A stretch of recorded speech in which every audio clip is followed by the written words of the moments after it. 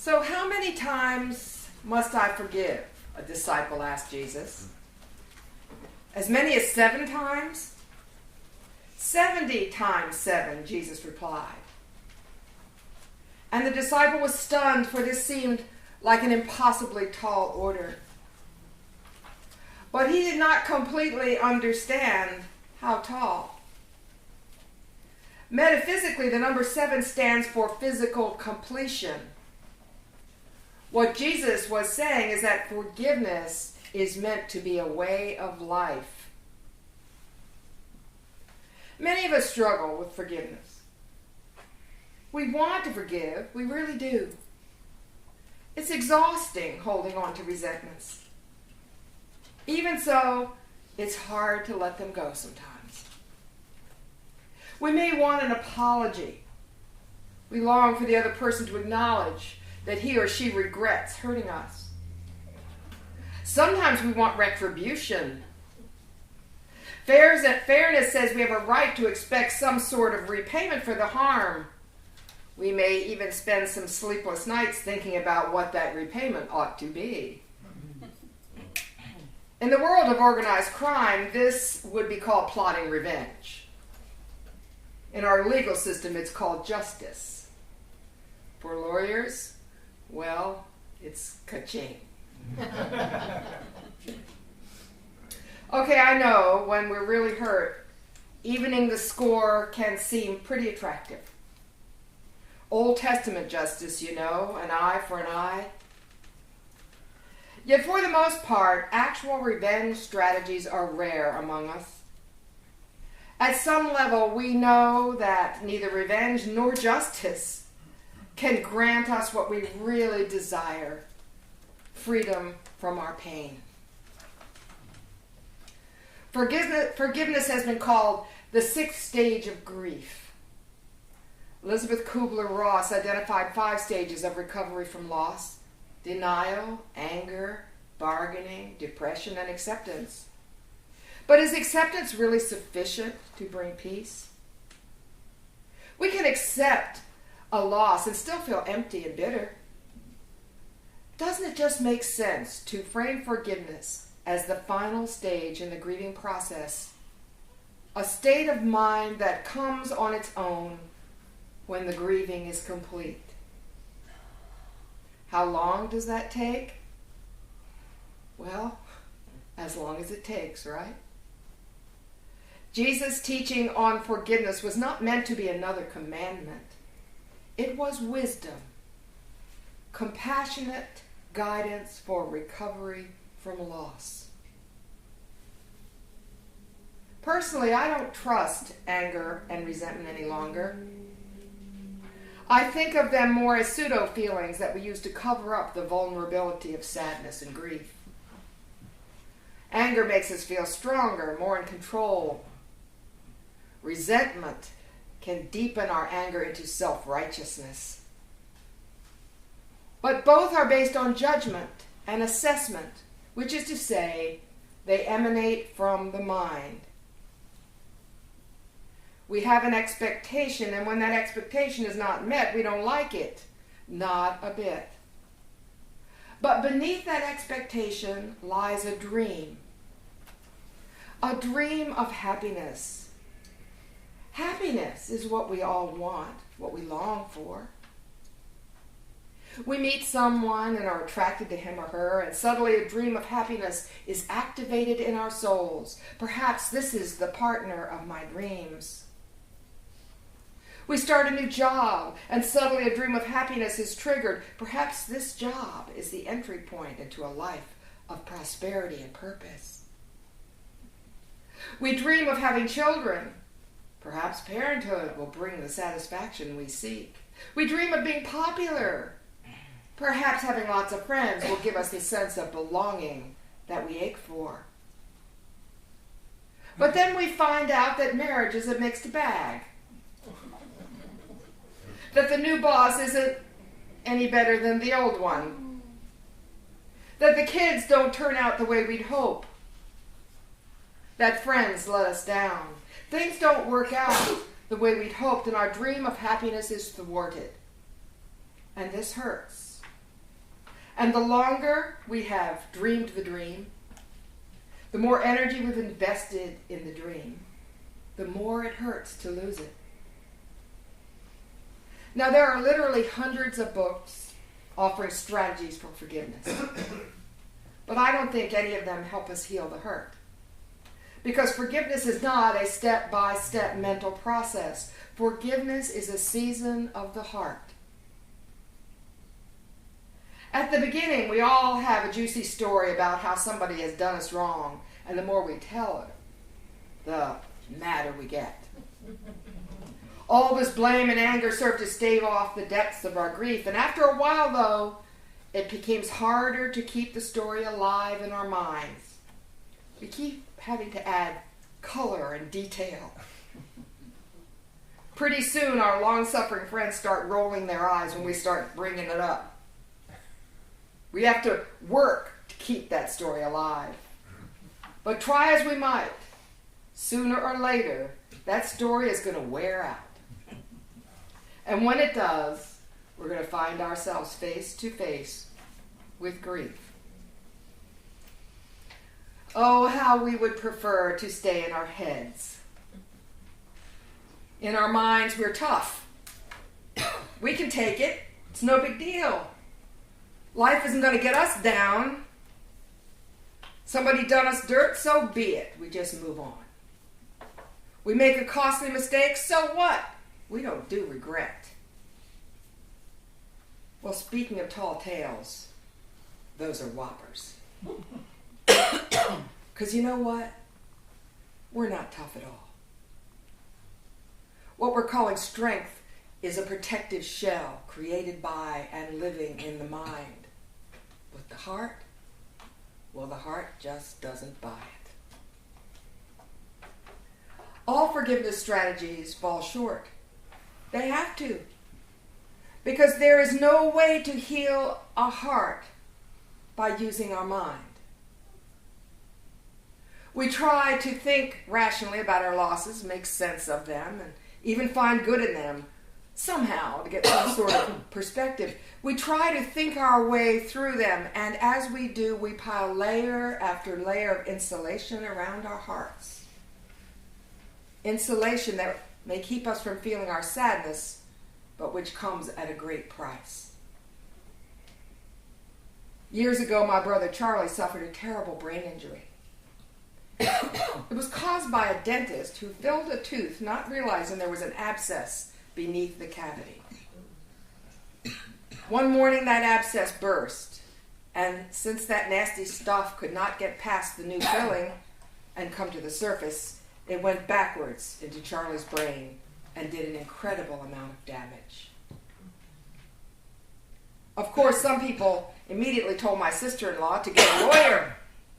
Sue the SOB. But she would not do that because she was wise. The priest told her that God would not send her more than she could handle.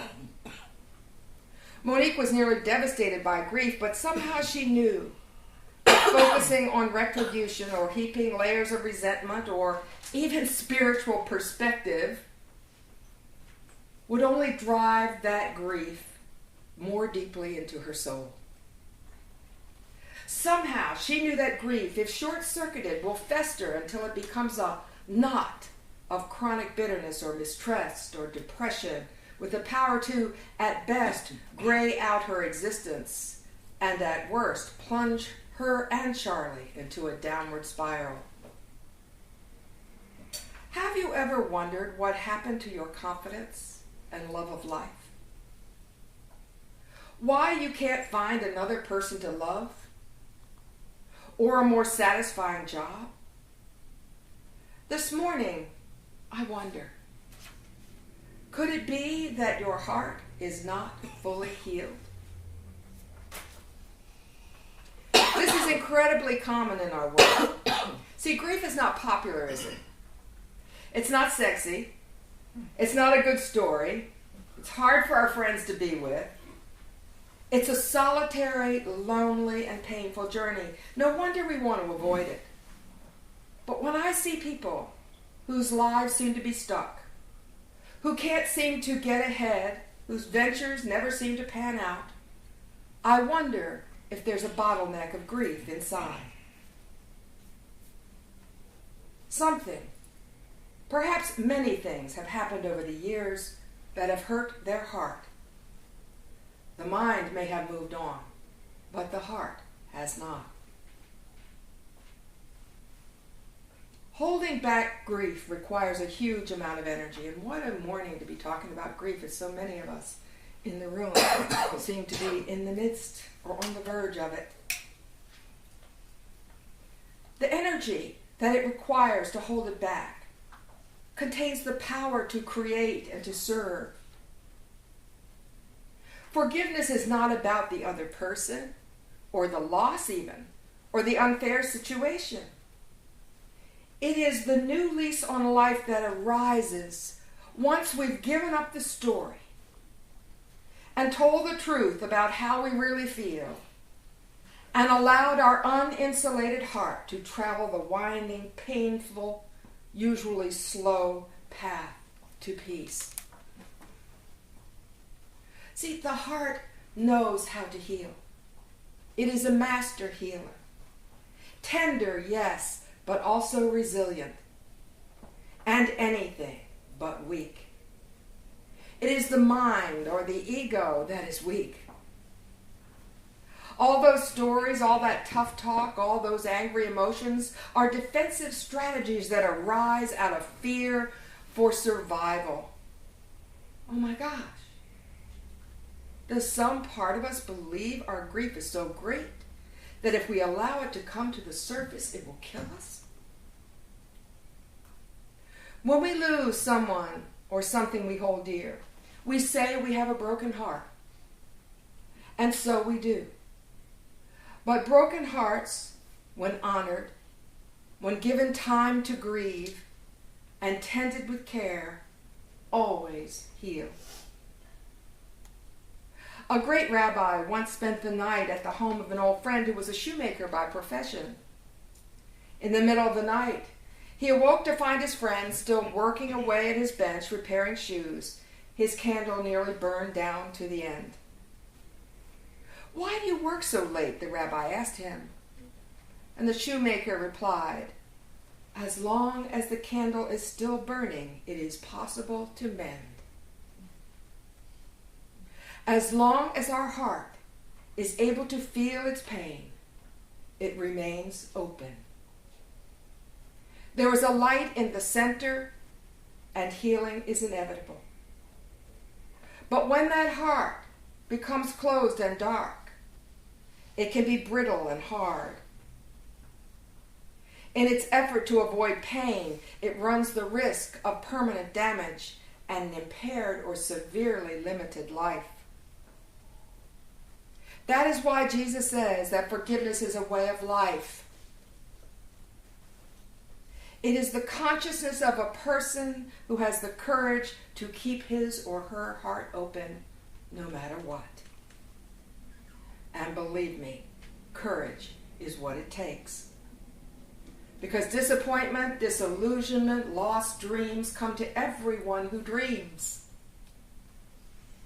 But when we don't fight back at them with a mental strategy, they contain the bittersweetness that makes being human such a rich and poignant journey. Forgiveness is about being authentic, about the truth of our experience. It comes naturally over time when we have the courage to tell the real story, the heart story, about what we feel and what we need and what we value the most. This story might be full of pain, but it is also full of life. We live in a culture that reveres the strategic mind, that demands repayment for mistakes made. Penance must be offered and punishment meted out. Have you noticed that when a violent crime is reported, the major emphasis is always on what the police are doing to catch and punish the perpetrator? We've seen a lot of that the last couple of weeks. Wouldn't it be amazing If we were to read or hear an account of a violent crime that asks, first off, for a moment of silent support for the grieving family, and secondly, for compassion for the person so wounded as to commit the terrible act. If we did this enough, if this was the way we looked at the world, who knows? Our society might actually heal. Blame and resentment will not protect us. Retaliation will not protect us. Walls, both internal and external, will not protect us.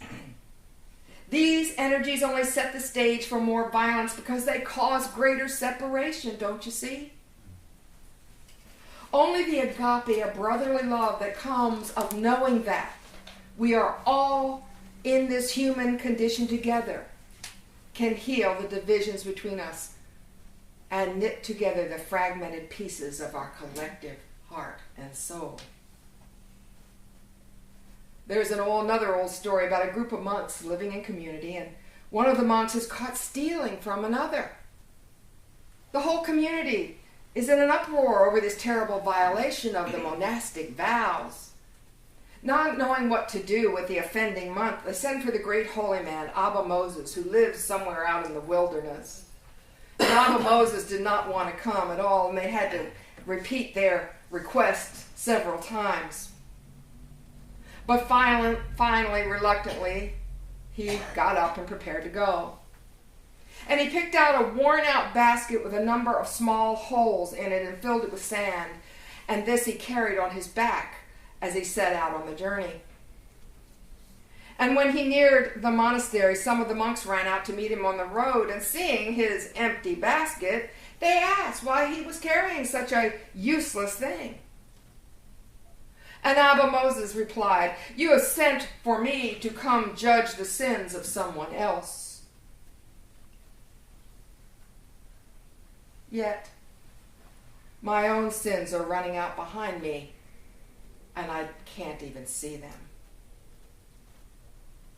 Immediately, the monks understood the meaning of this and surrounded the thief with a circle of solidarity, together with him in the pain of the human condition. And thus healing began in the thief, in the wronged one, and in the community. Webster's dictionary defines forgiveness as allowing room for error or weakness. Interesting. Allowing room for error or weakness. Every one of us needs this allowance at one time or another. A person has a very hard life indeed who can never allow room for error or weakness in himself or another person. And this is what Jesus knew. Some situations in this life need to be fixed. Circumstances changed, apologies and restitution made and accepted. For others, there is simply nothing external to be done. But even when there is action required, the fixes will not take away the pain. To allow ourselves to grieve is to enter into the deepest part of the soul and touch the things that mean the very most to us. I often realized over my life that the depth of my grief was directly correlated to the depth of my love. Here, in the core of our being, lies the truth of who we are, our most deeply held dreams and values and needs. The great poet David White says it beautifully. Those who will not slip beneath the still surface on the well of grief and turn downward through its dark water to the place where we cannot breathe will never know the source from which we drink. That secret water, cold and clear. Nor will they find in the darkness glimmering the small gold coins thrown by others who have dreamed something greater.